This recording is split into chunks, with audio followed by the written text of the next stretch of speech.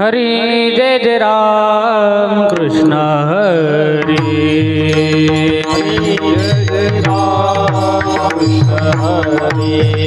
हरी जय जय राम कृष्ण हरी हरे जय राम कृष्ण हरे हरी जय जय राम कृष्ण हरी हरे जय राम कृष्ण हरे हरी जय राम कृष्ण जय जय राम कृष्ण हरी जय जय राम कृष्ण हरी जय जय राम कृष्ण हरी जय जय राम कृष्ण हरी जय जय राम कृष्ण हरी जय जय राम कृष्ण जय जय राम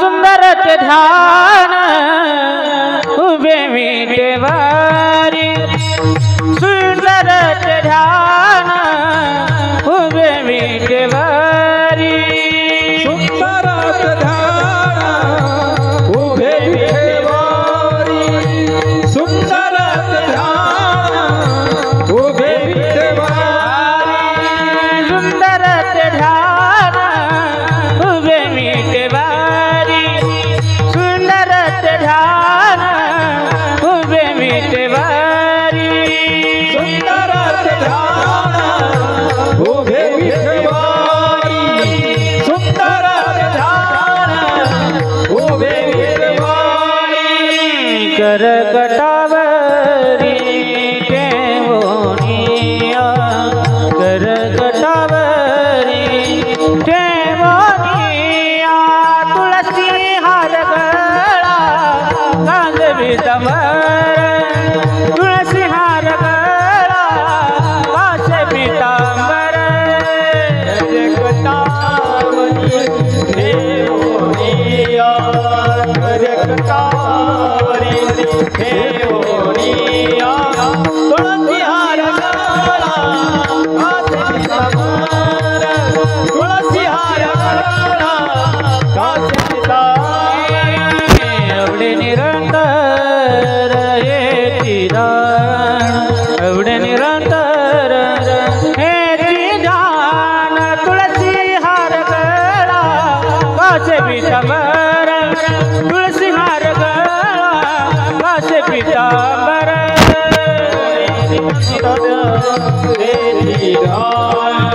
आवडे निरंतर हे चिदान तुलसी हार कासे पितांबर तुलसी हार कासे पितांबर मकर कुंडले तळपती श्रवणी मकर कुंडले तळपती श्रवणी गणपती श्रवाणी मकर कुंडले गणपती श्रवाणी खंडी गौतमानी विराजित खंडी गौतमानी विराजित तुळसी हार गळा गाज पितांबर तुळसी हार गळा गाज पितांबर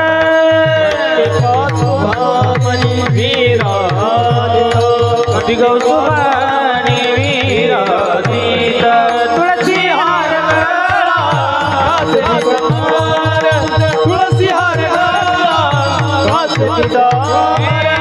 एवढे निरंतर हे चिदान एवढे निरंतर हे चिदान तुळसी हार गळा काज पितांबर तुळसी हार गळा काज पितांबर आवडे निरंतर हे विधान आवडे निरंतर हे विधान तुलसी हार कासे पितांबर तुलसी हार कासे पितांबर हरी माझे हेची सर्व सुखा तुका म्हणे माझे हेची सर्व सुख तुका म्हणे माझे हेची सर्व सुख तुका म्हणे माझे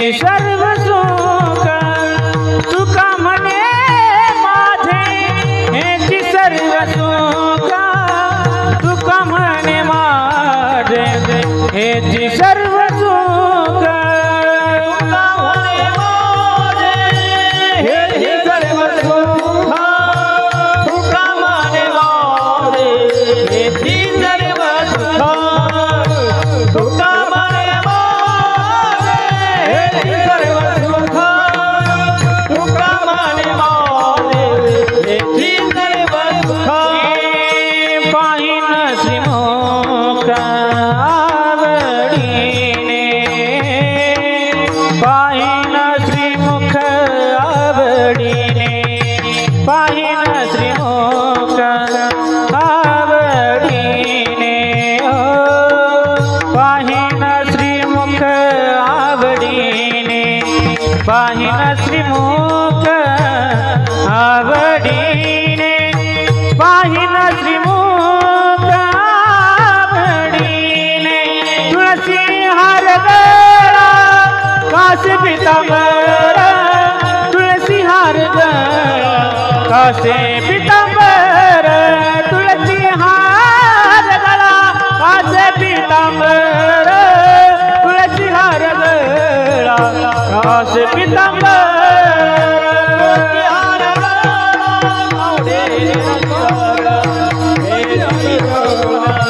आवडे निरंतर हे ध्यान आवडे निरंतर हेची ध्यान आवडे निरंतर हेची ध्यान तुळसी हार गळा कासे पितांबर तुळसी हार गळा कासे पितांबर तुळसी हार गळा कासे पितांबर आवडे निरंतर हेची ध्यान बारक माये बारक माये हेलो आई जय जय राम कृष्ण हरि जय जय राम कृष्ण हरि जय जय राम कृष्ण हरि जय राम कृष्ण हरि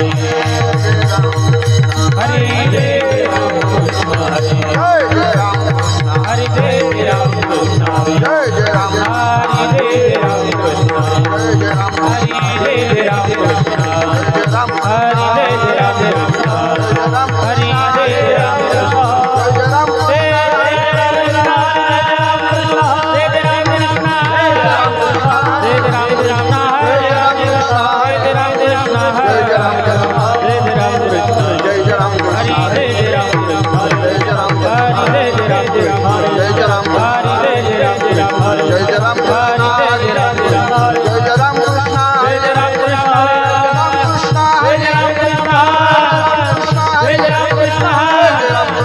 जय राम कृष्ण हरि जय राम कृष्ण हरि जय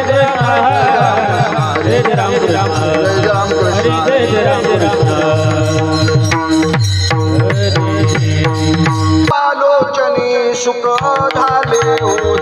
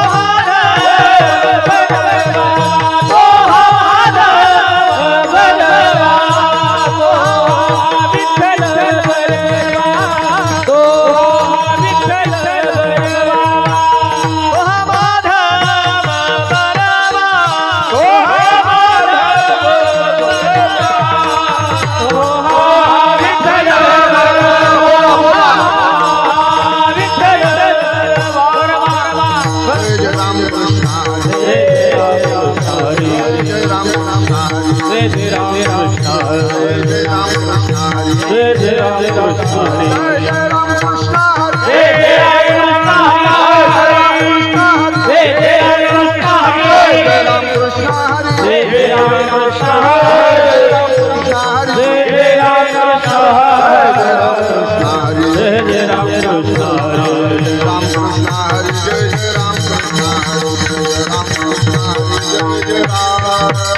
जय जय राम कृष्ण हरे जय जय राम कृष्ण हरे जय राम कृष्ण हरे जय जय राम हरे जय जय Ram. Hello hello hello hello Hari Om Hari Om hello hello hello दासा काहे हमारी दासा काहे हमारी दासा काहे हमारी दासा भयो नाहि त्रैलोकी भयो नाहि त्रैलोकी भय नाही त्रैलोकी भय नाही त्रैलोकी भय नाही त्रैलोकी नाही त्रैलोकी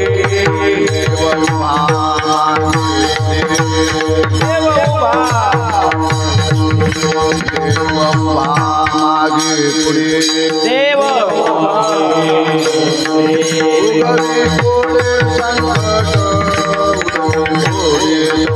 उगवी कोडे संकट उगवी कोडे संकट उगवी कोडे संकट उगवी कोडे संकट ऐसा केला ऐसा होयो ऐसा केला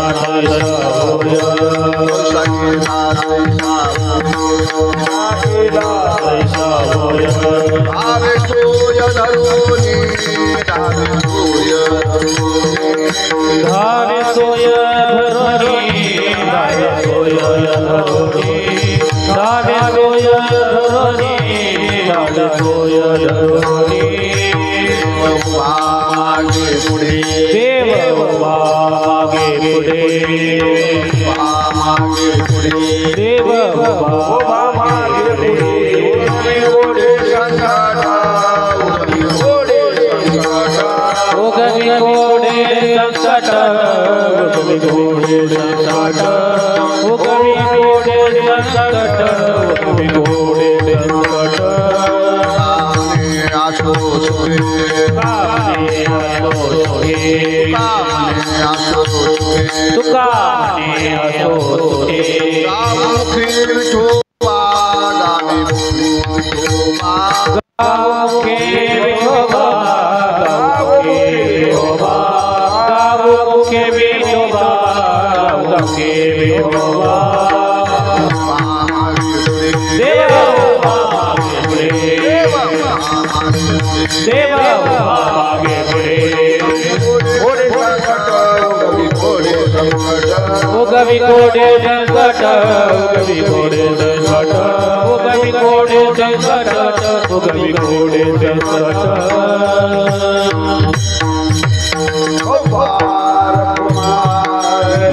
गोपार घुमाई गोपार घुमाई गोपार घुमाई गोपार घुमाई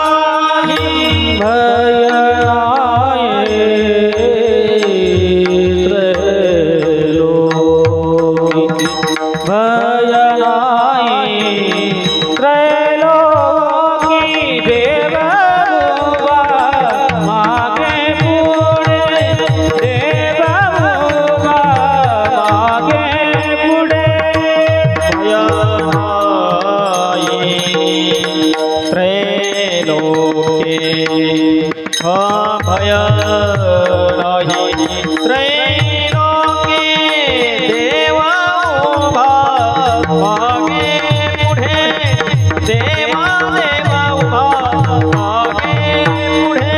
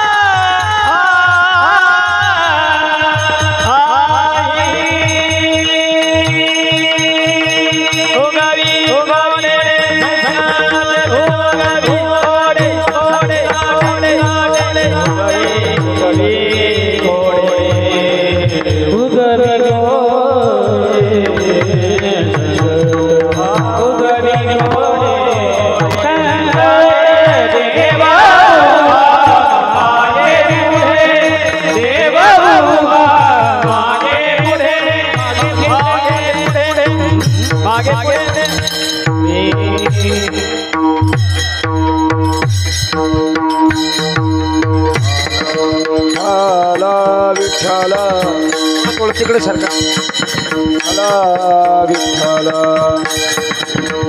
आला विठ्ठल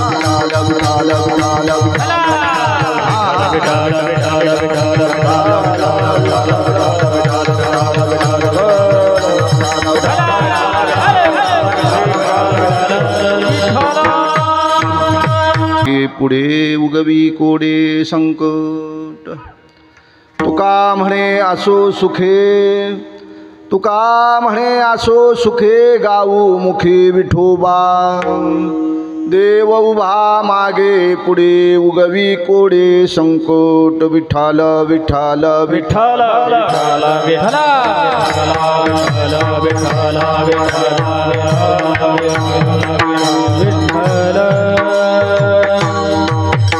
विठ्ठल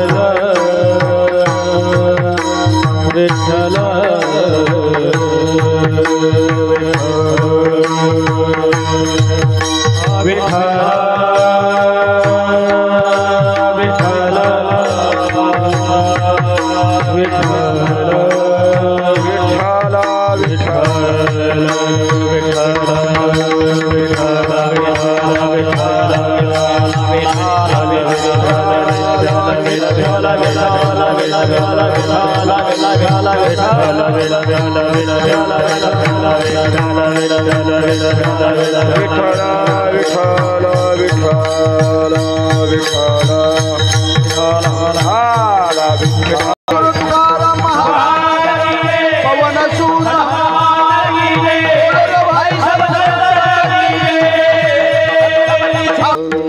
महायोग पेटे तटे भीमरथ्यामरं पुंडरीकाय दाद्रमणं रहि समागत्य तिष्ठन् समानंद खंडं परब्रह्म पांडुरंगा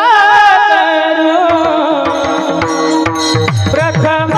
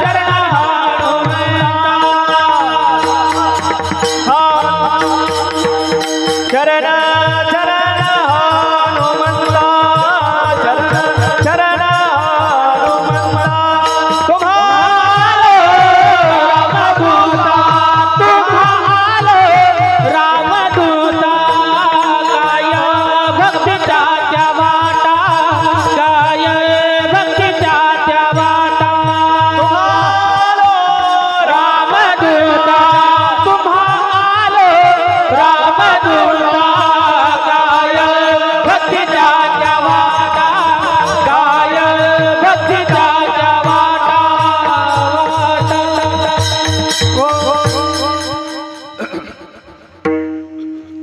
माऊली महावैष्णव तुकोबाराया आणि या शब्द सुमनाच्या माध्यमातून आपला पारमार्थिक अनुभव व्यक्त करतात. आमच्याकडे अनुभव आहेत पण सगळे प्रपंचातले अनुभव आहेत. तुकोबारायाचा अनुभव हा प्रपंचात राहून संसारात राहून सुद्धा परमार्थातला अनुभव. संसारातच आहेत पण अनुभव मात्र उच्च कोटीचा आहे. हे पूर्वपुण्याशिवाय घडत नाही. पद्मपत्रमिवांभसा पाण्यात राहून जसं कमळ आलिप्त आहे तसं तुकोबाराया प्रपंचात राहून प्रपंचापासून आलिप्त आहेत. प्रपंचातच आहेत पण आलिप्त आहेत. आणि ही किमया जोपर्यंत जमत नाही तोपर्यंत परमार्थातले अनुभव येत नाहीत. आणि अनुभव जर नाही आला क्रिया व्यर्थ आहे. कुठलीही क्रिया असू द्या. अनुभव असेल तर आनंद आहे. अनुभव नसेल तर फक्त क्रिया आहे, आनंद नाही. उन्हाळ्याचे दिवस आहेत. चरखा आहे ना, चरखा किती ऊस घाला आणि संध्याकाळी विचारा कसं काय होता रस, नाही सांगता येत. दिवसभर रसातच आहे पण रस कसा आहे सांगता येत नाही. तसं जन्मभर परमार्थात आहे, अनुभव जर नाही आला तर चरख्यासारखीच अवस्था आहे. चरखा जसा कोरडा तो कोरडाच, तसं काही माणसं जन्मभर परमार्थात आहेत पण कोरडे ती कोरडे. त्याचं कारण आहे वर्म चुकलं. आणि वर्म चुकलं की चुकली या वर्म वर्म चुकलं. कर्म चालू आहे पण वर्म लक्षात आलं पाहिजे. परमार्थामध्ये तुकोबारायाचा जो अनुभव आहे तो वर्माचा अनुभव आहे. आम्ही फक्त कर्म करतोय पण अनुभव मात्र कुठलंही कर्म असू द्या ते कर्म करत असताना जर वर्म सांभाळून मर्म सांभाळून जर कर्म केलं की आनंद देतं. हे पकवाज वाजवणं साधं आहे, कोणीही वाजवेल पण त्याचं वर्म लक्षात आलं की आनंद येतो. नाहीतर मग फक्त चाललंय कर्म म्हणून चाललंय. तसं परमार्थामध्ये असो अथवा प्रपंचामध्ये असो, व्यापारामध्ये असो, कुठेही असो, अनुभव जर चांगला नसेल तर शेवटी दुःख आहे. परमार्थातला अनुभव हा प्रारंभाला कडू आहे पण शेवट मात्र अमृतासारखा आहे भाऊ. प्रपंचातला अनुभव हा प्रारंभाला गोड आहे पण शेवट मात्र कडू आहे. बरं वाटतं घोड्यावर बसायला, बरं वाटतं. काही काही घोड्यावर बसून नाचतात ते आणखी बरं वाटतं. प्रगती झाली आता. काही काही नवरदेव घोड्यावर उतरून नाचतात आणि काही काही घोड्यावर घोडा नाचतो. कारण तो मुळात घोड्यावरच असतो. नवरदेव असूनही घोड्यावर असतो. मग आता दोन घोडे एकत्र आल्यावर काय होईल मला सांगा. म्हणून परमार्थातला जो अनुभव आहे सुरुवातीला बरं वाटतं पण शेवट मात्र दुःख आहे. प्रपंचातल्या कोणालाही विचारा, बाबा रे कसा आहे, कोणीच म्हणत नाही आनंद आहे. कोणीच म्हणत नाही चाललंय म्हणून चाललंय बरं आहे आपलं. हीच भावना आहे प्रत्येकाची. कारण का, ज्याचा प्रारंभ गोड आहे त्याचा शेवट वाईट आहे. भगवान गोपाल कृष्ण परमात्मा 17व्या अध्यायात गीतेच्या सांगतात, ज्याचा प्रारंभ गोड आहे त्याचा शेवट कडू आहे, ज्याचा प्रारंभ कडू आहे त्याचा शेवट अमृतासारखा आहे. म्हणून परमार्थातला अनुभव हा लगेच येत नाही. पे हळदन हो गोरी असं कधी घडतच नाही, पण दम धरावा लागतो. आमच्याकडे दमच नाही, सध्या संयमच नाही आमच्याकडे. सुरुवातीला पखवाजं उचलावं लागतं, कणिक आणून द्यावं लागतं, नाही का. आणि मग कुठं तर चांगला पखवाजा म्हणतो शेवटी आरतीच्या टायमाला, बस रे बाबा थोडंसं. बरोबर आहे का महाराज? बरोबर. कारण एवढा दम पाहिजे. आधी शिष्य व्हावं लागतं आणि मग गुरु व्हायचा, आणि मग तो अनुभव. आता शिष्य कोणालाच व्हावं वाटत नाही गणेश, सगळ्याला गुरुच व्हावं वाटू लागले. आता आमच्या आळंदीत तर शिष्य राहिलेच नाहीत, सगळे गुरुच झाले. 4 वर्ष एका संस्थेत शिकला की 5व्या वर्षी तो गुरु होतो नंतर. आणि एक करीती गुरु गुरु भवता भारू, मग काय. म्हणून दम धरला पाहिजे. ज्याच्याकडे दम आहे त्याचा शेवट असलेला अमृतासारखा गोड आहे. म्हणून संयम धरा. ज्याच्याकडे संयम आहे, अगोदर सहन करावं लागेल, नाही का. परमार्थामध्ये सहन करण्याची ज्याची शक्ती आहे, ज्याची क्षमता आहे, त्याचा शेवट हा अमृतासारखा आहे. देव काही लगेच भेटत नाही. कितीतरी वर्ष घासून घासून घासून शेवटी देव भेटतो. आणि देव भेटल्यानंतर हा जिवंत राहत नाही. आणि तोच त्याच्या जीवनाच्या परमार्थाचा अति उच्च अनुभव आहे. प्रपंचामधला अनुभव हा, देव तर सोडा, आनंदसुद्धा भेटतो का नाही हा त्याचा प्रश्न आहे. म्हणून अनुभव हा अत्यंत महत्त्वाचा आहे. अनुभवाशिवाय कुठलंही कर्म करा ते व्यर्थ आहे. अनुभव पाहिजे, पण तो अनुभवसुद्धा 3 प्रकारचा आहे. एक सात्विक अनुभव आहे, एक राजस अनुभव आहे, एक तामस अनुभव आहे. संसारातला अनुभव हा तामस आणि राजस अनुभव आहे. परमार्थातला अनुभव हा सात्विक अनुभव आहे. म्हणून अनुभव अत्यंत महत्त्वाचा आहे. मग हे अनुभव जे आहेत ते 2 विभागामध्ये विभागलेले आहेत. एक भोगाचा अनुभव आहे, एक त्यागाचा अनुभव आहे. हा समाज जो आहे तो 2 विभागामध्ये विभागलेला आहे. एक भोग्याचा वर्ग आहे, एक त्यागाचा वर्ग आहे. एक रात्रंदिवस भोगामध्ये रममान झालेला आहे. देवधर्म सांधी पडली सकळ, विषयी गोंधळ गाजतसे. त्याला काहीच नाही. खाणं पिणं झोपणं मौज मजा करणं हेच जीवन आहे. हा भोगी लोकांचा वर्ग आहे. आणि एक वर्ग हा त्यागी लोकांचा वर्ग आहे. तो त्याग आहे. त्यागात शांती रणंतरम. जिथं त्याग आहे तिथं शांती आहे. जिथं भोग आहे तिथं अशांती आहे. जिथं त्याग आहे तिथं सुख आहे. जिथं भोग आहे तिथं दुःख आहे. आम्ही ठरवलं रोग जोडून या दिले रोग जोडून या दिले भोगे रोग जोडून या दिले भोगे रोग जोडून या दिले भोगाता सकळापासून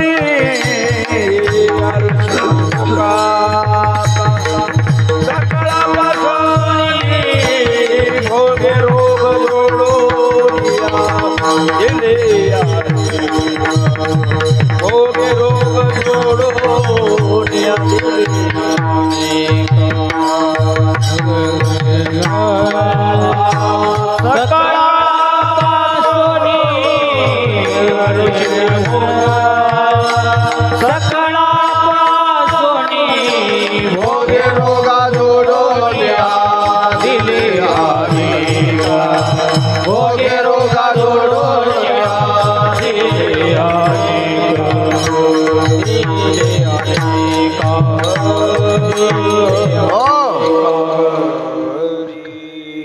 भोगामध्ये केवळ दुःख आहे. त्यागामुळे केवळ शांती आहे. प्रत्येकाला शांतीची अपेक्षा आहे, नाही का. प्रत्येकाला काय पाहिजे? शांती पाहिजे. आम्ही शांतीसाठीच पळतोय रात्रंदिवस, पण शांती भेटत, शांताबाई भेटते पण शांती भेटत खरंय का नाही? हा सगळ्यांचाच अनुभव आहे. शांती भेटत नाही. शांती प्रत्येकाला पाहिजे, पण जेवढे भोग जास्त तेवढी शांती लांब लांब पळते. म्हणून शांतीची आवश्यकता आहे. राजा भर्तृहरी सांगतो, राजा आहे आणि एक राजा सांगतोय, मोठ्या माणसाचा अनुभव हा मोठा. हा, जी माणसं मोठी असतात त्याचा अनुभव मोठा, पण त्या मोठेपणाची व्याख्या आमची वेगळी आहे आणि साधू संतांची वेगळी आहे. आम्ही मोठेपणाची व्याख्या जी करतो, ज्याच्याकडे गाडी मोठी तो मोठा, ज्याच्याकडे पैसा भरपूर बलाढ्य पैसा तो मोठा. पण शास्त्र सांगतं, बाबा रे, पैशानं माणूस मोठा नाही, कारण पैसा हा देह हे कानाचे धन कुबेराचे, तो आमचा नाहीच. ज्याचा विचार मोठा तो मोठा. ज्ञानोबाराया तुकोबाराया ही मोठी का मोठी? त्यांचा विचार मोठा. राजा छत्रपती संभाजी राजे मोठे का मोठे? विचार मोठे. म्हणून मोठ्या माणसाचा विचार मोठा. माणूस हा वेशानं मोठा नाही, माणूस हा स्थानानं मोठा नाही, माणूस हा विचारानं मोठा आहे. ज्याचा विचार मोठा तो माणूस मोठा. म्हणून विचारानं माणूस मोठा व्हावं का? आम्ही विकारानं मोठे आहोत, विचारानं. आणि विकारानं मोठी असलेली माणसं, त्याला त्या विकाराचा अभिमान आहे. हे दुर्दैव आहे मला सांगा मानवी जीवनामध्ये. विकारी माणसाला विकाराचा अनुभव आहे, विचारी माणसाला विचाराचा अनुभव कमी आहे, अभिमान कमी आहे. पण विकारी माणसाला विकाराचा अनुभव आहे. तो म्हणतो, आपण बसलो ना, बरं का महाराज, पाणी लागतच नाही आपल्याला. काय अभिमान आहे बघा त्याला. पाणी लागतच नाही म्हणतो. आता तुम्हाला लवकर कळालं काय पाहिजे काय नाही. म्हणजे विकाराचा अनुभव आहे ताई, त्यांना विकाराचा अनुभव आहे. काही काही माणसं म्हणतात, आमच्या नादाला लागू नका बरं का, आमचं तोंड चांगलं नाही. याचा सुद्धा अभिमान आहे. अभिमान असावा नाही का, पण आपल्यातल्या सद्गुणाचा अभिमान असावा. आपल्यात जो सद्गुण आहे त्याचा अभिमान असावा, आपल्या दुर्गुणाचा अभिमान असू नये. आपल्या दुर्गुणाचा कधी अभिमान असू नये. म्हणून मोठी माणसं ही आपला अनुभव सांगतात. आम्ही जो अनुभव सांगतो, आम्ही ऐकीव अनुभव सांगतो. लोक म्हणत होते ते आम्ही सांगतो. म्हणून आमच्या सांगण्याचा परिणाम होत असेल. आमचे घुलेबुवा म्हणायचे, वैकुंठवासी गुरुनाम गुरु घुलेबुवा म्हणायचे, पूर्वी माणसं म्हणायचे लात मारील तिथं पाणी काढेल. तसं घुलेबुवा सांगायचे, लात मारेल तिथं कीर्तनकार आहे म्हणायचे. लात मारलं की कीर्तनकार. अनाधिकारी माणसं कीर्तन परंपरेत आल्यामुळं वाटलं झालं. विठाल विठाल विठाल.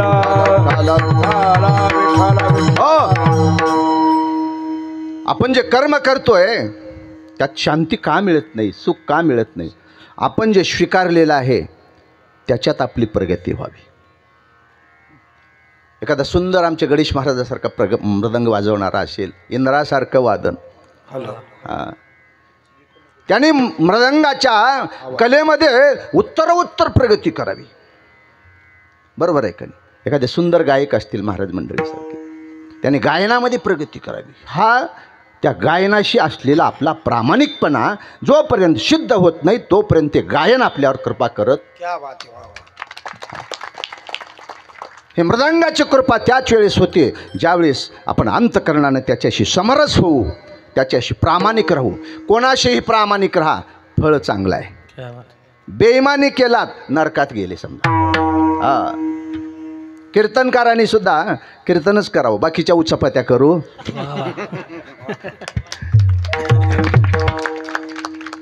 तात्पर्य काय? आपण जे स्वीकारलंय ते प्रामाणिकपणे करायचे. अर्जुन वेड्यासारखं करू लागला. देवाने सांगितलं बावळटासारखा करू नको. अर्जुनाला सुद्धा हेच शिकवलं देवाने. गीता म्हणजे तरी काय? गीतेमध्ये हेच सांगितलं, अरे जे तुझं कर्म आहे ते प्रामाणिकपणे कर. म्हणून आता काय झालं, थोडं मृदंग वाजवू लागला माणूस, थोडंसं गायन करू लागला, तो म्हणतो याच्यात काही पडलं नाही, म्हणले आता कीर्तन करायचंय. मग अवस्था अशी झाली, दो भिका टिंबटिंब इधर का ना उधर का. आता आपण कशाला म्हणावं एवढ्या वया चांगल्या गोष्टी चांगल्या माणसाबद्दल. कारण त्याचा तोटा असा होतो गणेश महाराज, तुम्ही मृदंग सोडून दिलात, लोक म्हणतात आता त्यांना सांगू नका, म्हणले ते पखवाज वाजवत नाहीत. आता म्हणले गायन सोडून दिलं, ते म्हणले आता ते गायक नाहीत, म्हणले गायन करत नाहीत, गायनाचे हुकलं. मला कीर्तन ठेवायला त्याचा काही मेळच बसत नाही, मी कीर्तनी ठेवत नाही कोणी.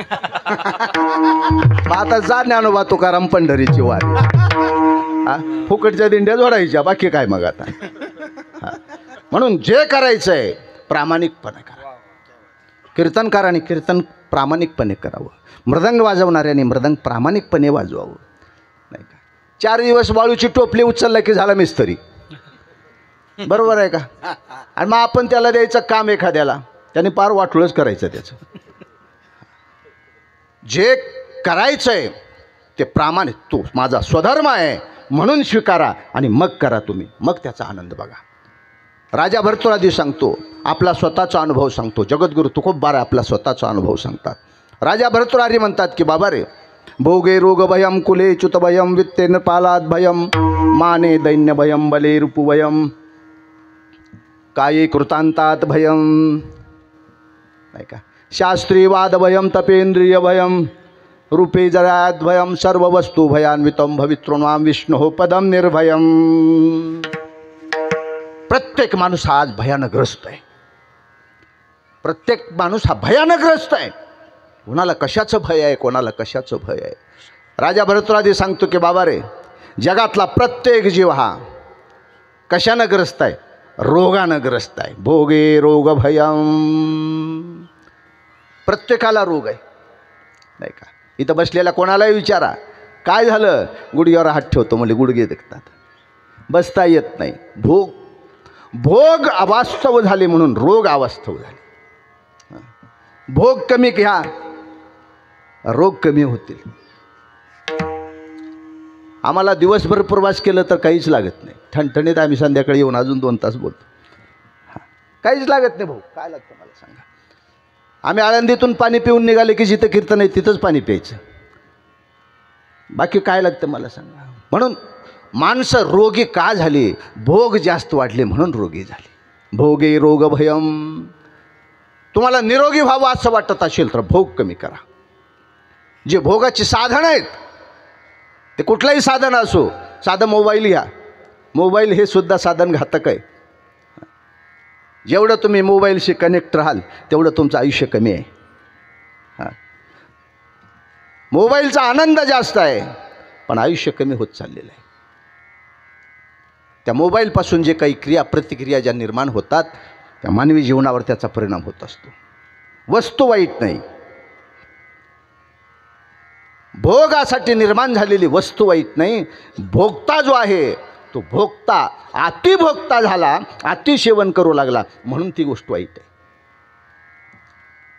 म्हणून भोग कमी करा. निरोगी व्हावं असं वाटत असेल जीवनामध्ये तर भोग कमी करा. साधं राहा, नाही का. साधं खा आणि साधं प्या नाना. पण माणसं म्हणतात आपल्याला असलं देशी जमतच नाही, म्हणजे स्टँडर्डच पाहिजे सगळं. मरताना सुद्धा स्टँडर्डच मरतो का. म्हणून भोग कमी असले आणि ज्याचे भोग जास्त आहेत ते कोरोनामध्ये जे माणसं भोगापासून मर्यादित अंतरावर आहेत ते माणसं कोरोनात वाचले आहे का नाही मला सांगा. म्हणून राजा भर्तृहरी सांगतो की बाबा रे, भोगे रोग भयम. जेवढे भोग जास्त तेवढे रोग जास्त. आपण सध्या सगळी माणसं विषाचं प्राशन करतो. प्रत्येकजण विषाचंच प्राशन करतोय. आपण जे खातोय त्यात विष आहे, आपण जे पितोय त्यात विष आहे, आपण जे पाहतोय त्यात विष आहे, आपण जे वापरतोय त्यात विष आहे, नाही का. हे पॉलिस्टरचा कपडा म्हणजे काय ताई, विषच आहे. बैला असं वाटतं उगा राखेल टाकून घरातल्याला घाबरवू म्हणून राखेल टाकून काडी लावली. काय झालं, पॉलिस्टरची साडी अंगावर. कुठली साडी काढावं आणि कुठली काढू नये, फार मोठी विचित्र परिस्थिती आहे. म्हणजे विषयच आहे. आणि साधा आमच्यासारखा कॉटनचा कपडा घ्या, अर्धा जळाला तरी या शरीराला काहीच होत नाही. म्हणून वारकरी आमचा का सुखी आहे, कारण त्यांना पांढरा शुभ्र असणारा कॉटनचा कपडा वापरतो. क्या बात. म्हणून पॉलिस्टरचा कपडा जोपर्यंत तुम्ही वापरता त्याचे अनेक दुष्परिणाम आहेत. त्याचा पहिला दुष्परिणाम जर काय असेल, ते पेटले की तुम्हाला सोडत. बायाला असं वाटतं उगं थोडंसं राखील टाकून पिटवून घेऊ, घरचे घाबरून माझ्या मनासारखं वागतील. कशाला मनासारखं वागतील, तुला मनभर लाकडं घेऊन तिकडंच पेटवतील. ऐका नाही मला सांगा बरं, त्याच्यातून जर ती वाचलीस, जर याच्यातून जर ती वाचलीस तर तिला काय अनुभव येत असेल सांगता येत नाही. म्हणून हे विष आहे. जेवढे भोग आहेत ना हे सगळे विष आहेत. म्हणून आपण जे खातो, आपण जो भाजीपाला खातो त्याच्यावर वेगवेगळे केमिकल फवारलेले, ते सुद्धा विषच आहे. भोगे रोग भयम, जेवढे भोग घेता तेवढे विष आहे. आणि म्हणून आपण सगळे शेतकरी आहोत. माझी प्रामाणिकपणे एक सगळ्या शेतकरी वर्गांना विनंती आहे, महागाई वाढली म्हणून आपण आता ओरडायचं नाही. शेंगदाणा आपण स्वतःच्या शेतातच पिकवायचा, डाळी आपल्या स्वतःच्या शेतात पिकवायच्या, तांदूळ आपल्या स्वतःच्या शेतात पिकवायचा. फक्त राहिले काही नॉर्मल ज्या गोष्टीत साबण फिबन एवढ्या गोष्टी विकत आणायच्या. महागाई वाढायचा विषयच नाही. 10 वर्ष आयुष्य तुमचं वाढणार. 10 वर्ष आयुष्य वाढेल का?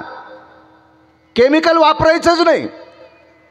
जे आयुर्वेदिक नैसर्गिक ज्या काही वेगवेगळ्या पद्धतीचे जे औषधी निघालेले तेच फवारा, तेच खा, आणि मग 10 वर्ष आयुष्य तुमचं निश्चित वाढेल. भोगे रोग भयम.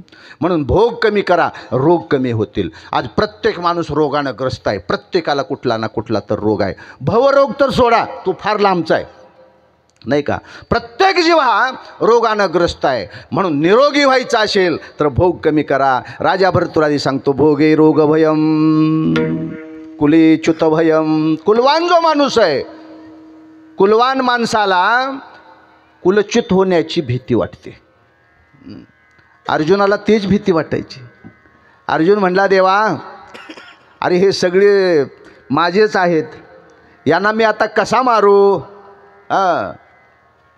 हे सगळे श्वशुरान सुधैश्चैव सेनयोरुभयोरुपी उभयोरुपी दृष्टंतस्त्वयनस्ततशिभी. हे सगळे माझेच आहेत. हे माझा सासरा आहे, मामा आहे, काका आहे, यांना मी आता कसा मारू? आणि यांना जर मारलं तर काय होईल? वर्णसंकर कारकही, वर्णसंकर होईल नाही का.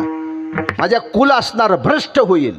म्हणून कुलवान माणसाला कुलभ्रष्ट होण्याची भीती असते. म्हणजे मोठ्या माणसाला मृत्यूची भीती कमी असते, पण आपली इज्जत जाईल याची भीती असते. वा वा. आणि ज्याला इज्जतच कशाची खावं माहीत नाही त्याचा विषयच नाही. म्हणून ज्याला इज्जतीची भीती आहे ती माणसं उपाशी राहतील, पण घरात राहतील. बाहेर इस्त्रीचे कपडे घालून येतील. तुमच्या इकडं नाही, आमच्या इकडं मराठवाड्यात बरीचशी पाटलं तशीच आहेत. घरात नाही दाना आणि मला हवालदार म्हणा. घरात काहीच नसतं. बाहेर रस्त्यानं निघाली की माणसं वाट देतात. कारण का? त्याला माहिती आहे एकदा आपण आपली इज्जत गेली की सगळंच गेलं. कुले च्युत भयम वित्ते नृपालाद भयम. ज्याच्याकडे पैसा जास्त आहे त्याला राजाची भीती आहे. ज्याच्याकडे पैसाच नाही त्याला काय कुठेही पडला काय, त्याला काही विषयच नाही काय. पण कोणाला राजाची भीती आहे? ज्याचा 1 नंबरचा पैसा आहे त्याला राजाची भीती. आता सध्याच्या काळात जे राजे आहेत देशात, महाराष्ट्रात, त्या राजाचे तर धसकाच घेतला आहे लोकांनी. पैसेवाल्या बरं का, गोरगरिबाचा विषयच नाही नाही का. वित्ते नृपालाद भयम. पैसेवाल्याला जर भीती कुणाची असेल तर राजाची भीती आहे. ज्याचा 2 नंबरचा पैसा आहे त्याला राजाची भीती. आमच्या वारकऱ्याला कशाची भीती आहे मला सांगा? इकडलं पाकिट घरापर्यंत जाईपर्यंत संपत आहे, दुसऱ्या सप्त्याचं पाकिट येईपर्यंत खर्चाची यादी तयारच राहते. मग त्याला भीतीचे काही प्रश्न आहे का मला सांगा? वित्तेंद्र पालात भयम. पुढे राजा भर्तृहरी सांगतोय, माने दयन दन्य भयम. मान आहे, पण मान असला की त्या ठिकाणी अपमानाची भीती आहे. माने दैन्य भयम बली रिपू भयम. बलवान माणसाला शत्रूची भीती आहे. जो बलवान आहे त्याला शत्रूची भीती आहे नाही का. रूपे जरायात भयम. सुंदर माणसाला म्हातारपणाची भीती आहे, आहे का नाही? प्रत्येक माणूस भयानकग्रस्त आहे. कोणाला असं वाटतं चांगलं दिसावं, हे प्रत्येकाला वाटतं की आपण चांगलं दिसावं. पण माणूस हा वेशानं चांगला नाही. मी आत्ता प्रारंभी सांगितलं की माणूस हा विचारानं चांगला असावा, नाही का? माणूस ज्याचे विचार चांगले तो माणूस चांगला.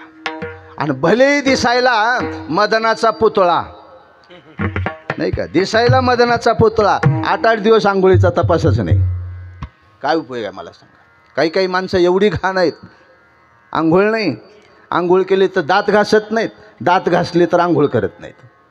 अशी बरीचशी माणसं आहेत समाजामध्ये. म्हणून रूपे जरायात भयम, रूपवान माणसाला म्हातारपणाची भीती आहे. शास्त्रे वाद भयम, जेवढे शास्त्र जास्त शिकाल तेवढं वाद होण्याची भीती जास्त असते. याचा अर्थ असा नाही की शास्त्र शिकू नये, शास्त्र शिकलंच पाहिजे, कारण शास्त्राशिवाय शांती नाही. म्हणून शास्त्र शिकणं गरजेचं आहे. शिका, कारण का वाद असावा का संवाद असावा? संवाद. हां, शास्त्र शिका पण शास्त्रातून संवाद शिका. आमच्याकडे शास्त्र कमी पण वादच जास्त, आणि म्हणून शास्त्री लोकांचा भरणा जास्त झाला आहे सध्या. कोणी उठला की शास्त्री, कोणी उठला की शास्त्री. त्याला 1-2-4 सूत्र विचारा व्याकरणाचे, म्हणजे पुढच्या वेळेस कीर्तनाची तारीखच घेत नाही तुमची. आमच्या इथं आळंदीमध्ये एकच शास्त्री झाली, तुकाराम महाराज शास्त्री महामूल. ओरिजिनल 12 वर्ष आळंदीला राहून आलेले एकच शास्त्री. त्याच्यानंतर आता शास्त्री लोकांचं पीकच उतू आले सध्या. हा काय कशाचा विषय आहे? हा दुर्बुद्धी ते म्हणा कदा अनुपजो नारायणा, हे दुर्बुद्धी आहे, ऐका, हे दुर्बुद्धी आहे. शास्त्री वाद भयम, तपेंद्रिय भयम, नाही का? तपश्चर्या करण्यास जर एखादा साधू बसला पूर्वीच्या काळामध्ये, इंद्रासारखा तपश्चर्या करत असताना, ब्रह्मदेवासारखा तपश्चर्या करत असताना भ्रष्ट झाला. का? तपेंद्रिय भयम करिता तपी कामक्रोध खवळती. तुम्ही असं दिवसभर बसा, काहीच दुखत नाही तुमचं, आणि कीर्तनात बसल्यावर बघा गुडघा दुखतो, मान दुखते, पाठ दुखते, काही ना काही तर दुखतंच. हां, पण राजा भरतराजे सांगतो की राजा, तपेंद्रिय भयम काये कृतांतात भयम. शरीर म्हणले की मृत्यूची भीती आहे. तुकोबारायला विचारलं, म्हणले महाराज तुम्हाला का भीती नाही? तुकोबाराय म्हणतात, मृत्यूची भीती आमची कधीच संपून गेली. मरण माझे मरून गेले, मरण माझे मरून गेले, मरण माझे मरून गेले, मरण माझे मरून गेले. मजा केले अमर, मजा केले अमर, मज केले आमर, मज केले आमर, मज केले आमर, मज केले आमर. मरण माझे मरून गेले, मजा केले अमर, मजा केले अमर, मज केले आमर, मरण माझे मरून गेले, मज केले आमर, मज केले आमर, मज केले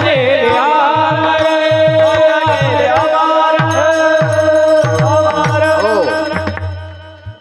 मरण माझे मरून गेले, मज केले अमर. तुकोबाराय म्हणतात, आम्ही कधीच मरून गेलोय, आम्ही स्वप्नात सुद्धा मृत्यू पाहत नाही.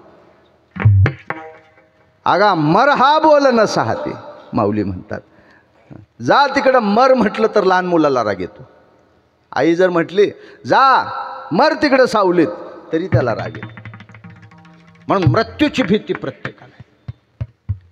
तुकोबाराय म्हणतात, बाबा रे, माझ्या सद्गुरू कृपेने मी कधीच मेलोय नाही का, कधीच मेलोय. मरण याचा अर्थ या ठिकाणी असा आहे की देहाची आसक्ती सुटणं, नाही का, देहाचं ममत्व सुटणं म्हणजेच मरणं.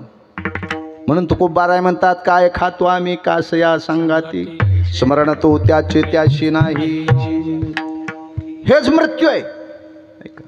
माणसाला प्रत्येकाला मरता आलं पाहिजे आणि मरून जगता आलं पाहिजे. तुकोबाराया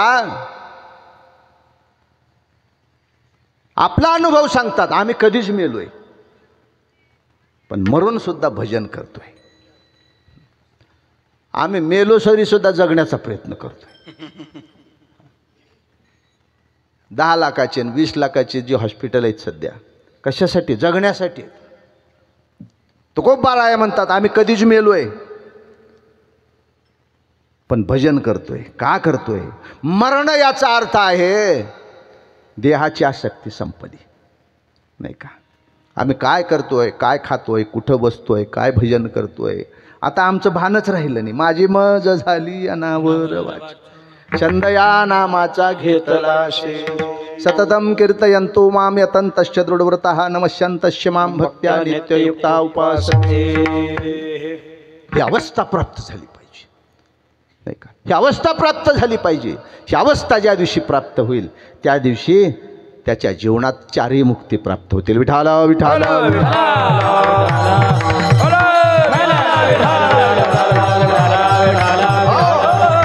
पण ही अवस्था प्राप्त होण्यासाठी सांगणारा भेटला पाहिजे तसा. पण सांगणारे आहेत, विचारणारा सुद्धा त्याच पात्रतेचा पाहिजे, नाही का? विचारसागरमध्ये जसं उत्तम, मध्यम आणि कनिष्ठ अधिकारी सांगितलेले आहेत, तसं तुम्ही सगळी नुसती कीर्तन ऐकणारी होऊ नका. उत्तम अधिकारी व्हा, नाही का? उत्तम श्रोता व्हा. की आपल्याला कळलं पाहिजे काय चाललंय. हे मोकळं वारं जे सुटलंय ना, फार मारतात सध्या, त्या मोकळ्या वाऱ्यात आम्ही उगा वाहत चाललोय. काहीच पदरात पडत नाही आमच्या. का पडत नाही? सासासुनाच्या गोष्टीतच आमचे कितीतरी जणांचे आयुष्य सांगणाऱ्याचे गेले आणि ऐकणाऱ्याचे गेले. काहीतरी पदरात पडलं पाहिजे याच्यासाठी प्रयत्न करा. त्याच्यासाठी सांगणारा सुद्धा तसाच बघा. बरोबर आहे का नाही महाराज? हां, ही आमची महाराजांची जबाबदारी आहे. जो नेतृत्व करणारा माणूस असतो त्याची जबाबदारी असते वाजवणारा कसा असावा, नाही का? कसा वाजवणारा असावा. नाहीतर इकडं पंचपदी चालून तो तिकडंच फिरतोय पंचपावली.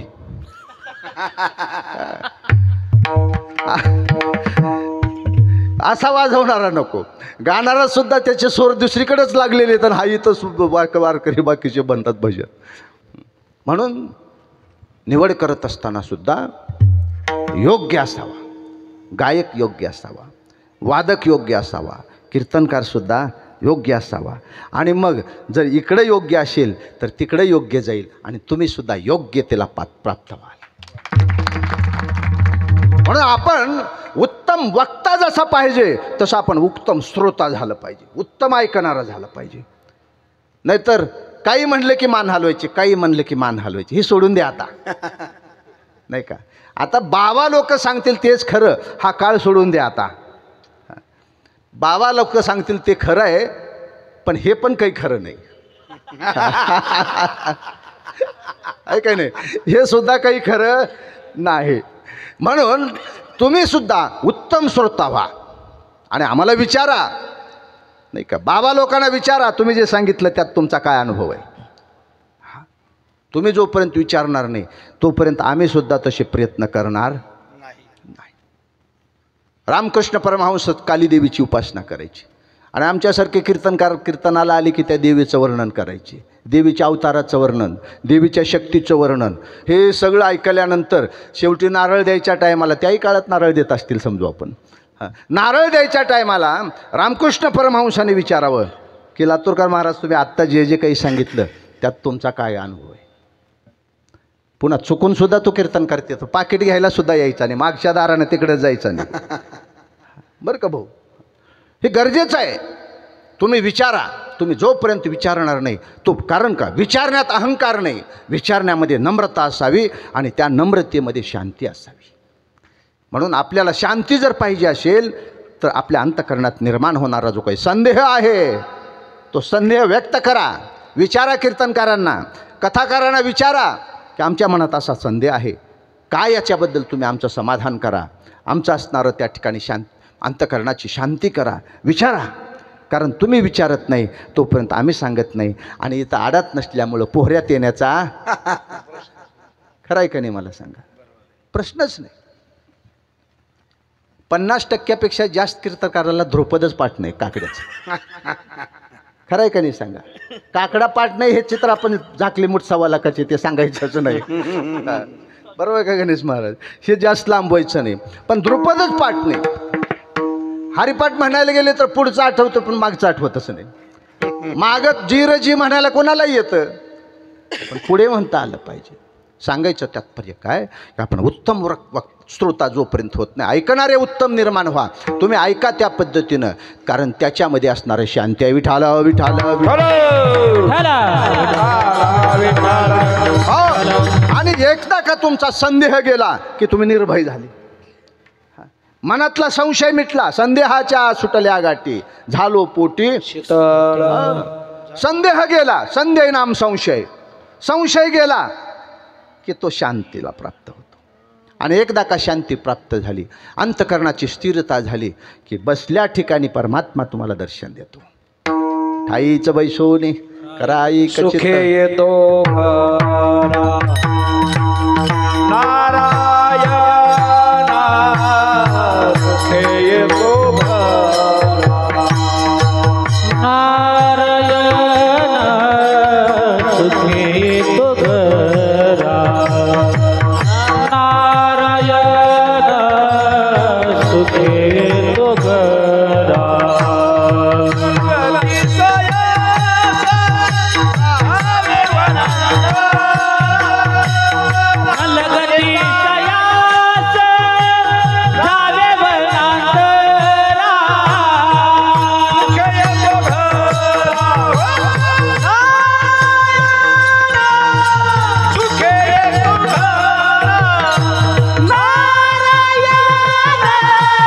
सुखे येतो घरा.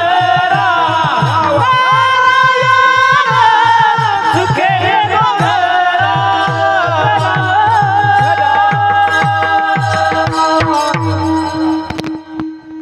ठाईच बैसोनी कराई चित्त आवडी अनंत आळवावा. न लगती सायास जावे वनांतरा. सुखे येतो घरा नारायण. जागेवर आहे, पण त्याच्यासाठी काय करावं लागेल नाही. तुकोबारायला विचारलं, तुम्ही एवढे निर्भय का? कारण का तुकोबारायला विरोध करणारी माणसं टोकाचा विरोध करत होती. आता आपला काळ फार चांगला आहे. आपल्या लोक 65 माणसं विरोध करतात, चांगली माणसं करत नाही. चांगली माणसं विरोध करत नाही. चांगली माणसं काहीच बोलत नाहीत. पण ते 65 माणसं जे असतात ते कधी शांत राहत. कारण तो मेल्यानंतरच त्याचा 65पणा जातो. तोपर्यंत जात ही परिस्थिती सत्य परिस्थिती आहे. तुकोबाराला विरोध करणारे रामेश्वर भट्टासारखे नाही का, मंबाजी गोसाव्यासारखे, कोपला पाटील गावचे हे लोक, आता मज भीक कोण घाली, अशी कठीण परिस्थिती. तुकोबारायाला अनेक प्रयत्न केलेत छळण्यासाठी, त्रास देण्यासाठी. जाई ओ माते न करी सायास आम्ही विष्णुदास तैसे न हो. इथपर्यंत गेली माणसं. एवढी अधोगती तुकोबारायला त्रास देण्यामध्ये झाली, पण तुकोबाराय कधी घाबरले नाहीत. का घाबरले नाहीत? तुकोबारायला विचारलं, म्हणले अहो तुम्ही असे रात्री बेरात्री कुठं भामचंद्र, कुठं घोराडेश्वर, कुठं भंडारा नाही का. आता महाराजांनी सुंदर सप्ताह केला भंडारा डोंगरावरती.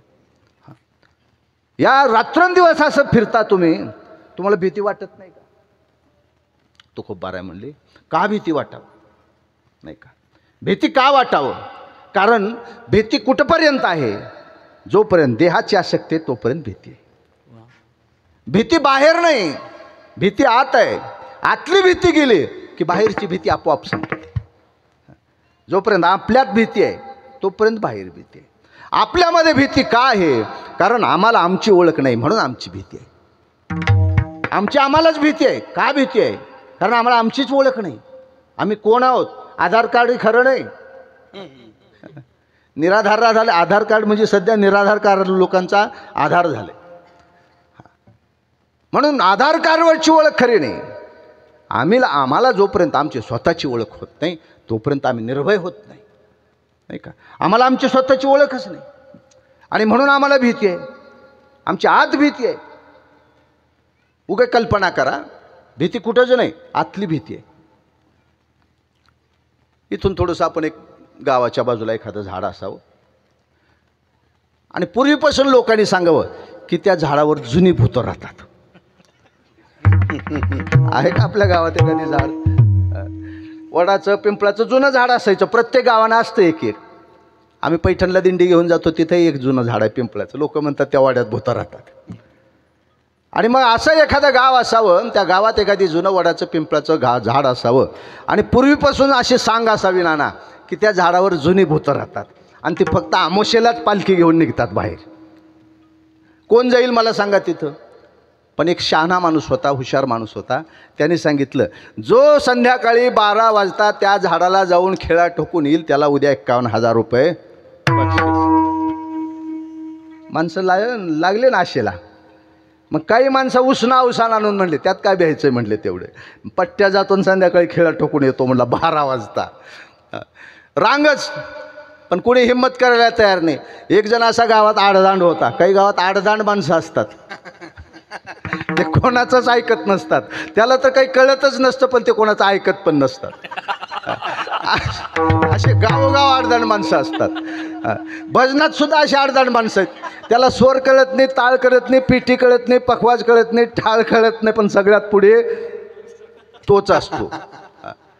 म्हणून रात्री 12 वाजता जो त्या वडाच्या पिंपळाच्या झाडाला खिळा ठोकून येईल, ज्या झाडावर जुनी भूतं राहतात, 12ला आमोशेला पालखी निघते, त्या झाडाला रात्री 12ला जो खिळा ठोकून येईल, त्या गावातल्या त्या चांगल्या हुशार शिकलेल्या माणसाने सांगितलं 51,000 रुपये बक्षीस जाहीर केलं. आमच्या कैलास सरासारखा दुकानदार होता, त्यांनी सांगितलं, म्हणले 51,000 माझ्याकडून उद्या. झालं. एक जण तो आडदान उठला, म्हणलं आज पट्ट्या संध्या, आमोशा होती त्या दिवशी. रात्री 12 वाजले, थंडीचे दिवस, जानेवारीतली थंडी.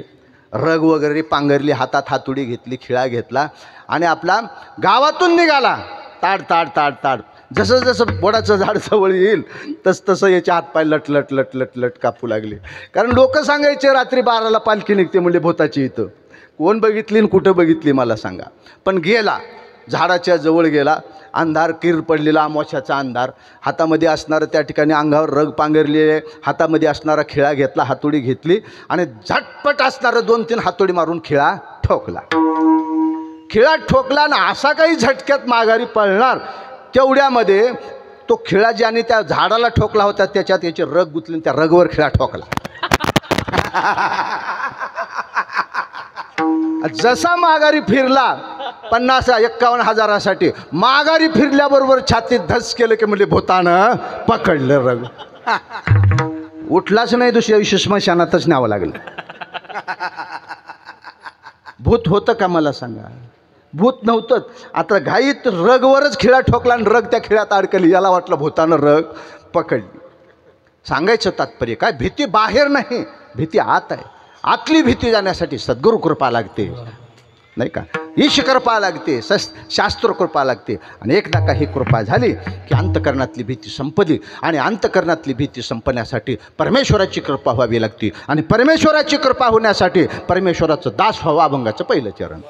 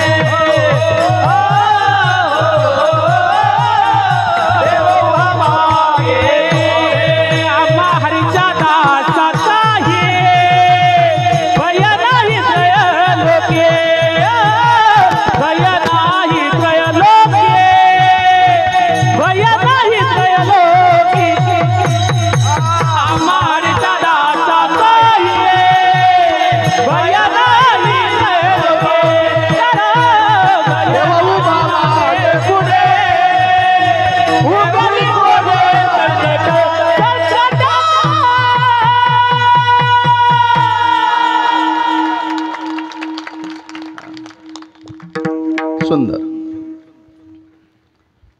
तुकोबाराया हे सुद्धा निर्भयता आहे नाही का. हे असं गायन करायला, असं वादन करायला सुद्धा ही निर्भयता लागते. जो एका शब्दात सांगतो, जो परिपूर्ण आहे मामा त्याला भीती नाही. जो अपूर्ण आहे त्याला भीती. जो अज्ञानी आहे त्याला भीती आहे. जो ज्ञानी आहे त्याला भीतीचा प्रश्नच नाही. भरलेली घागर कधी हालत नाही, अर्धी कधी नीट चालू देत, आणि अशाच घागरी सगळ्यात पुढे सवासणी म्हणून. खोट आहे का सांगा, मला सांगा. परमार्थात काय आणि प्रपंचात काय, असाच भरला जास्त आहे. जो त्याला कोणीच विचारत नाही भरलेल्या घागरीला. पण भरल्याला तू परिपूर्ण आहे, शांतीच आहे तिथं. तुकोबाराया म्हणाले, वेळ संपलेला आहे आपला आता. हां, अगदी थोडक्यात आवरू आपण. तुकोबाराया म्हणले आम्ही निर्भय झालो. का निर्भय झालो? आम्हा हरीच्या दासा काही भय नाही त्रैलोकी. त्रैलोक्यात आमच्या कोणी आता शत्रू नाही. का भीती नाही? भीती तेव्हाच जाते जेव्हा स्वतःची ओळख होते, तेव्हा भीती जाते. जेव्हा स्वतःची ओळख होते भीती संपली. मी वासुदेव तत्वता कळो येईल विचारिता. सौभाग्य संता ममय वांशो जीवलोके जीवभूत सनातन. हा मनःष्ठाणी इंद्रियाणी प्रकृती स्थानी करशती. तो आणि मी एकच आहोत ही ओळख ज्या दिवशी जाईल त्या दिवशी भीती, आणि ती ओळख झाली तुकोबाराया म्हणतात, ती ओळख होण्यासाठी त्याचं दास्यत्व करावं लागेल. एकदा का दास्यत्व झालं, एकदा का आपण त्याचे दास झालो की मग आम्हा हरीच्या दासा काही भय नाही त्रैलोकी. मृत्यूलोकात आमचा कोणी शत्रू नाही. का शत्रू नाही? कारण मृत्यूलोकामध्ये ज्ञानोबाराय म्हणतात, हे विश्वची माझी घर ऐशी मती जयाची किंबहुना चराचर आपण झाले म्हणून आमचा कोणी शत्रू नाही. तुकोबाराय म्हणतात, भगवान गोपाल कृष्ण परमात्मा सांगतात, समशत्रूच मित्रेच तथा मानापमानयो. आमचा कोणी शत्रूच नाही. चित्त आमचा आता चित्त शुद्ध झालेलं आहे. चित्त शुद्ध तरी शत्रू मित्र होती व्याघ्रही न खाती सर्पतया. आमचं चित्त मलिन आहे म्हणून आमचा सक्का भाऊ आमचा पक्का वैरी आहे का नाही? आमचं चित्त मलिन आहे म्हणून आमचा भाऊच आमचा वैरी आहे. सासू सुनाची वैरी, सून सासूची वैरी नाही का. चित्त शुद्ध असावं. चित्त शुद्ध झालं. महिला मंडळ एक करा, सुनाला मुलीच्या ठिकाणी बघा, आनंद आहे. जमल का? मागच्या बाया म्हणल्या वाकडच तोंड केल्या. ते म्हणल्या तिला मुलगी म्हणून बघायला ही त्या लायकीची तर पाहिजे का नाही? बरं जाऊ द्या, सासवाचं सोडून द्या. त्यांचे काय आता अर्धे लाकडं मसनात गेले, आता त्यांचं सोडून द्या. पण सुनानी काय करा, सासूला आईच्या ठिकाणी बघा. जमल का? एक पण सून हो म्हणली नाही. त्यांना माहिती आहे त्या लायकीची. सोडून द्या. चित्त शुद्ध करा. जीवनामध्ये निर्भय व्हायचं असेल तर एकच लक्षात ठेवा, निंदा कोणाची करू. बस, तुमचा शत्रू कुणीच नाही. कोणाचीच निंदा करू नका. जर निंदा केली की शत्रुत्व आलंच समजायचं. म्हणून निंदा कोणाचीच करायची. सगळ्यात सध्या दोनच क्षेत्रातली माणसं फार निंदा करतात बरं का महाराज. दोन क्षेत्रातली माणसं फार टोकाची निंदा करतात एकमेकाची. पहिलं क्षेत्र आहे राजकारणाचं. आजच्या राजकारणाची परिस्थिती ही टोकाची असणारी गलिच्छ झालेली आहे. टोकाचा निंदा, वैयक्तिक पातळीवरच्या निंदा करणं म्हणजेच अधोगती आहे, राजकारणाची अधोगती आहे. आणि दुसरं क्षेत्र वैयक्तिक टोकाची निंदा करणारं, एकमेकाचा द्वेष करणारं दुसरं क्षेत्र कोणतं असेल तर परमार्थाचं क्षेत्र आहे. आज भजन करणारी, कीर्तन करणारी माणसं एकमेकाची एवढी निंदा करतात, सामान्य माणसं त्याची तेवढी निंदा करत. सामान्य माणसाला काहीच देणं घेणं नाही हो. ती माणसं तुम्ही काही सांगा, हां हां हां हां. पण आम्ही मात्र कधीच दुसऱ्याला चांगलं म्हणत. आमच्या महाराजांनी असणारं संजय महाराजांनी आम्हाला 25 वर्ष नांदवून घेतलं नाही का, कारण त्यांनी चांगलं म्हटलं म्हणून आम्ही त्यांच्या सान्निध्यात आलो. तुम्ही सर्वांनी चांगलं म्हटलं, चांगलं म्हणा, नाही चांगलं म्हणता आलं तर गप्प बसा. बरोबर आहे का नाही? निंदा कोणाचीच करू नका. निंदा केली की मग पाप तुमच्या जवळ आलं, आणि पाप जवळ आलं की भीती जवळ आली, आणि भीती आली की विनाश हा ठरला. म्हणून तुकोबाराया म्हणाले, आम्हा हरीच्या दासा काही भय नाही त्रैलोक्ये. का भीती नाही? कारण देव आमच्या मागे, देव उभा मागे पुढे उगवी कोडे संकट. एवढंच नाही, आम्ही बस म्हणले की बसतो, उठ म्हणले की उठतो, जैसा केला तैसा होय, धावत येतो धाव्या सोय धरोणी. देव उभा मागे पुढे उगवी कोडे संकट. मग आता देव आम्ही सांगेल ती कामं करतो, रात्रंदिवस आमचं मागं पुढं रक्षण करतो. आम्ही काहीच आता करायची गरज नाही. आता प्रसाद आलेला आहे, खायचा आणि घरी जाऊन झोपायचं. चालेल का? नाही. तुका म्हणे असो सुखी गाऊ मुखी विठोबा, देव उभा मागे पुढे उगवी कोडे संकट. विठोबा रखुमाई, विठोबा रखुमाई, विठोबा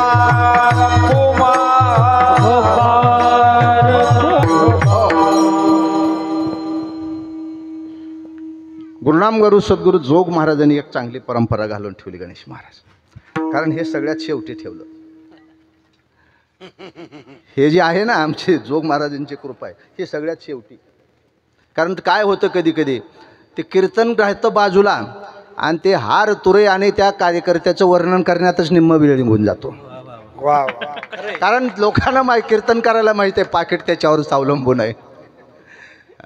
म्हणून जीवानं जीवाची स्तुती कधी करायची नाही, देवाची करा नाही का. काय जीवानं जीवाची स्तुती करावं. आणि म्हणून आमच्या इकडे जोग महाराज संस्थेनं पद्धत अशी घालून दिली की शुद्ध कीर्तन ऐकायचं, आणि शेवटच्या 5 मिनिटात असणारं विठोबा रखुमाई भजन करायचं, बुक्का लावायचं, आणि कीर्तन संपलं. आमचं निम्म कीर्तन त्याच्यातच चाललं. ते हार घालणं, मग त्या कार्यकर्त्याचा उदो उदो करणं, त्याचं सांगणं, याचं सांगणं, अमकेन तमकेन हेन ते काय असं. आजचा अतिशय आनंदाचा दिवस. 10 ते 15 मिनिटामध्ये आपण उरकू. आज अत्यंत आनंदाचा दिवस. या आपली नालकर वस्ती असेल, वरगुडे वस्ती असतील, शेटे वस्ती असेल, ही सगळ्या ज्या वस्ती आहेत आपल्या, ह्या सगळ्या वस्तीसाठी आज दिवाळी आहे नाही का. आपल्या जीवनातली ही खरी दिवाळी. आज व्यवहारातली दिवाळी माणसाचं दिवाळं काढते, आणि ही दिवाळी परमार्थातली दिव्यता देते. आज हनुमंतरायाचं वास्तव्य आज या ठिकाणी आहे. दक्षिणमुखी मारुतीराय जाळ आहे, तुम्हाला सांगतोय नाही का.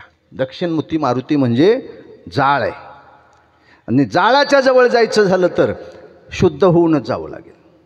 आणि जाळातून एकदा शुद्ध होऊन बाहेर पडलात की जीवनाचा आनंदाचा आनंद आहे. मला सांगा, पुन्हा काहीच कमी. आणि म्हणून अतिशय महत्प्रयत्नानं असणार आपल्या सगळ्या वस्तीवरच्या लोकांनी सहकार्यानं सर्वांचे असणार अतिशय सुंदर भव्य दिव्य अशा पद्धतीचं आज हे मारुतीरायाचं मंदिर बांधलेलं आहे. आपण सगुण भक्ती करणारी माणसं आहोत नाही का. निर्गुणाकडे जाण्याचा आपला अधिकार नाही मामा. सगुण भक्तीमध्ये एकरूप जीव हा देवाशी झाला की मग त्या देवाला जीवाला असं वाटतं. आता आमच्याकडे देवपूजा आहे, माझ्याकडे पांडुरंगाची मूर्ती आहे. आम्ही संध्याकाळी रोज देवाला झोपवतो, आणि सकाळी पुन्हा उठवतो, आंघोळ घालतो, जेवायच्या टायमाला जे रोजचं आहे ते नैवेद्य दाखवतो. हे कशासाठी करतो? कारण आम्हाला वाटतं की देव जेवला पाहिजे. देव जेवला की आपण तृप्त झालो. तसं देवाला सुद्धा, हनुमंतरायाला सुद्धा वाटत असेल. बरेच दिवस झालं पत्र्याच्या शेडमध्ये आहे, लोकांनी चांगले चांगले बंगले बांधले, मला पण कधीतरी चांगला बंगला मिळावा नाही का.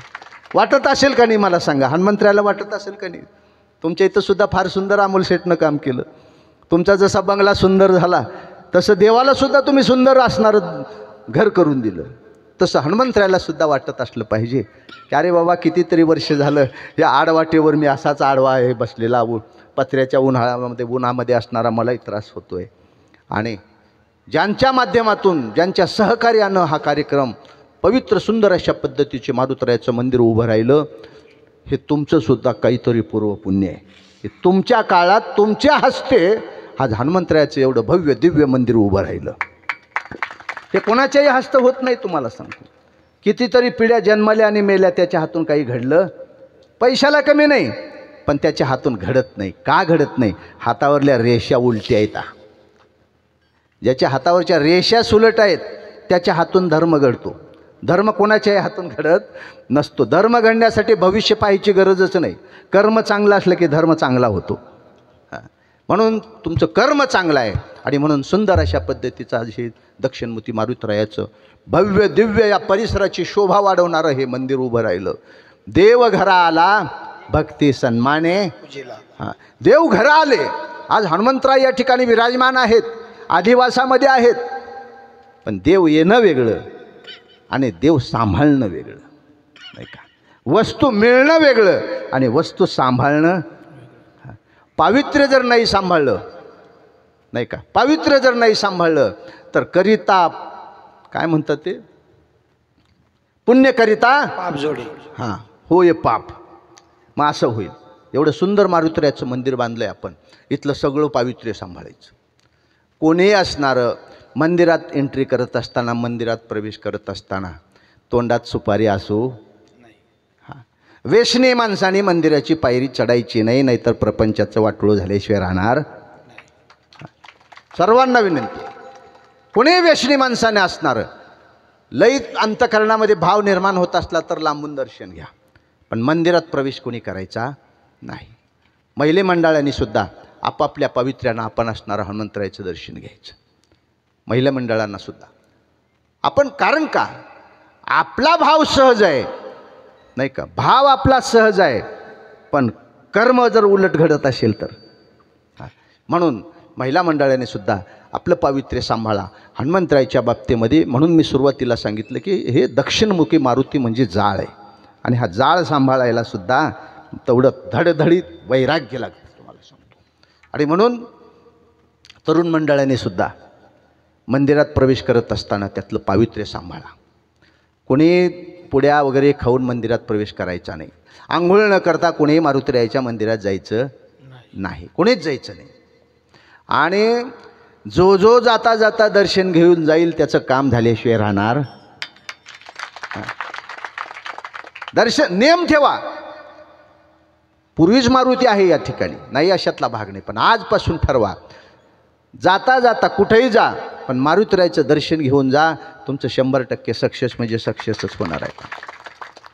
पण देवाला जर ओलांडून गेलात तर मात्र कर्मगती न्यारी तेथे बुद्धी काय करी बिचारी.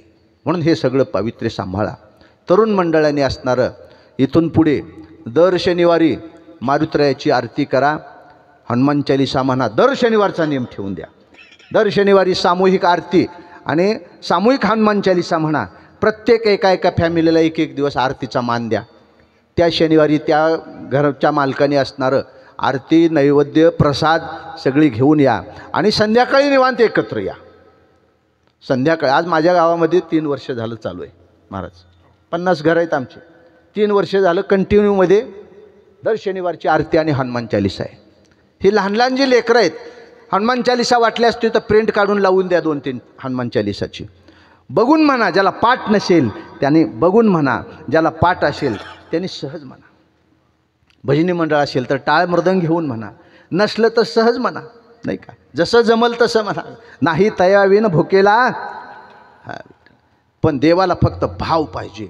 आणि म्हणून दर शनिवारी असणारं आमचे सुयोगदादा वगैरे आहेत, अनिल, तुम्ही असणारं हे कारण का तुमच्यावर हे सगळं अवलंबून आहे. तुम्ही तरुण मंडळी जी आहेत, आमचे महाराज वगैरे आहेत, मामा आहेत, तुम्ही सर्वांनी जोपर्यंत देवाच्या समोर एकत्र येऊन अशा पद्धतीचा एखादा सामूहिक उपक्रम राबवत नाही, सामूहिक उपक्रमातून सामूहिक पुण्य निर्माण होतं आणि सामूहिक पुण्य समाजाला तारत असतं. त्याच्यासाठी असणारं हे सगळं पावित्र्य सांभाळा. मंदिराचे दररोज नित्यनेमानं आरतीला एक माणूस, दररोजच्या पूजेला एक माणूस ठेवून द्या. कुणीही उठून पूजा करायची नाही. आणि भोळा भाव म्हणून दिसल तिथं शेंदूर फासायचा. देवाच्या तोंडात चाललाय का, नाकात चाललाय का, कानात चाललाय, काहीच माहिती नाही. आमच्या गावात तसंच झालं. मारुतीचा डोळाही दिसत नाही, नाकही दिसत नाही, कानही दिसत नाही. चांदीचे डोळे होते ती कुठं बेपत्ता झाली का, कोणी काढून घेऊन गेले काय माहिती. म्हणून शेंदूर हा साधा शेंदूर लावायचा नाही, चांगला उंची शेंदूर. चांगल्या नगरला राहुरीला कुठं तर दुकानं असतील तुमच्या इकडं, त्या दुकानातून शुद्ध चांगला उच्च प्रतीचा शेंदूर आणा.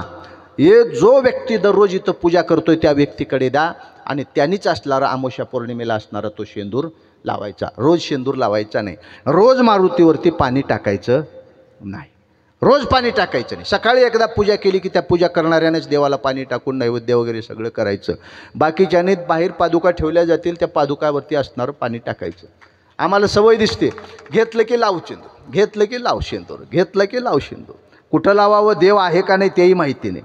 म्हणून हिंदू धर्मावर लोक जे काही आरोप करतात की शेंदूर लावला की दगडाचा देव झाला, त्यांचंही बरोबर आहे की. पूर्वी माणसं शेंदूर लावली की ती शेजारच्या दगडाला हात पुसायची, झाला देव तयार.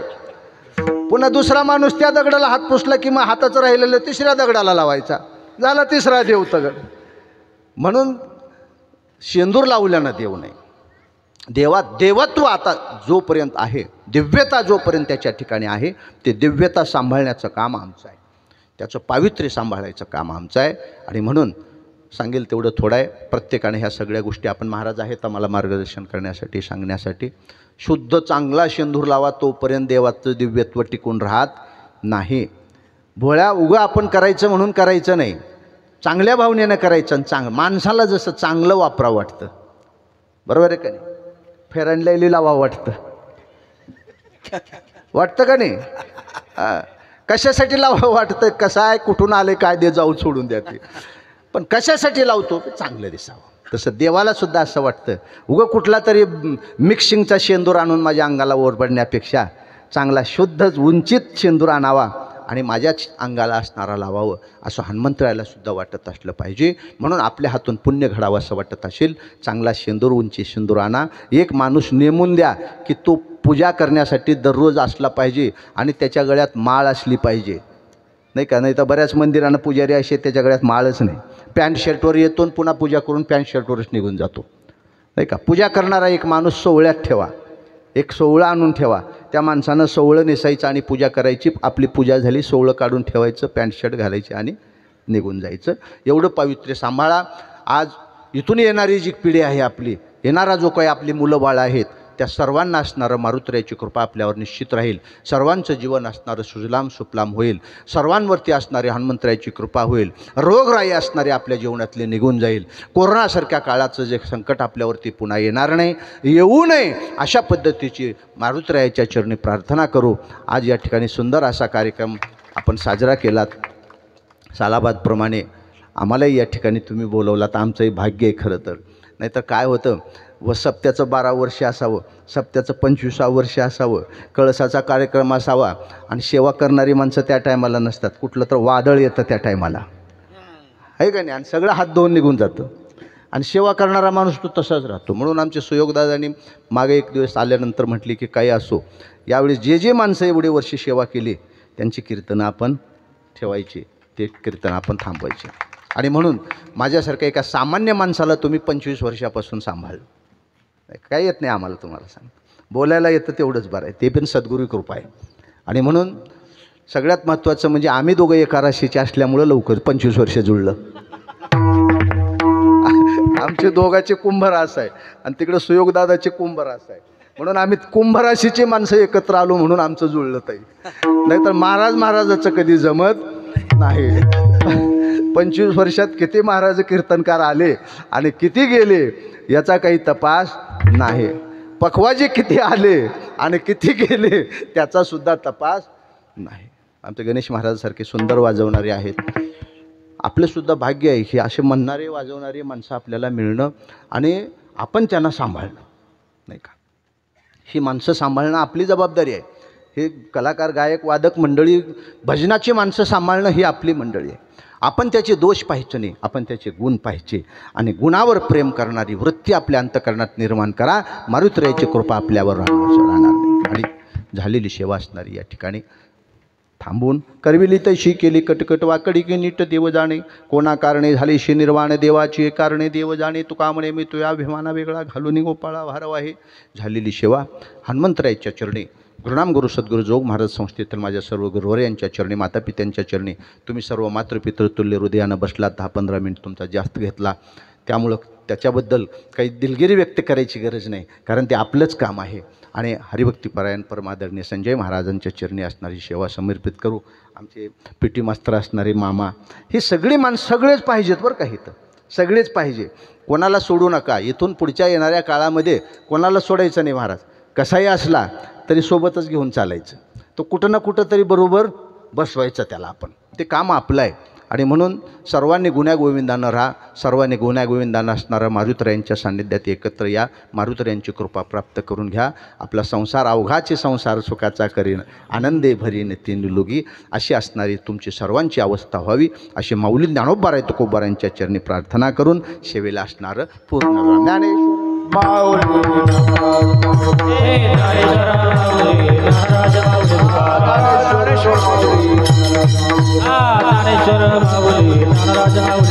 तुकाराम तुकाराम तुकाराम तुकाराम तुकाराम तुकाराम तुकाराम तुकाराम तुकाराम तुकाराम तुकाराम तुकाराम